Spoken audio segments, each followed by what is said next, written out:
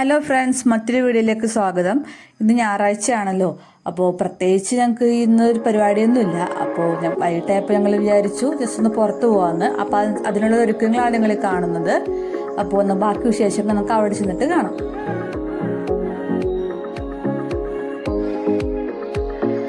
ഇന്ന് ഞങ്ങൾ വന്നിരിക്കുന്നത് എറണാകുളം ജില്ലയിലെ പോറ്റുവഴിക്ക് അടുത്തുള്ള കാലാമ്പൂർ ചിറയിലാണ്.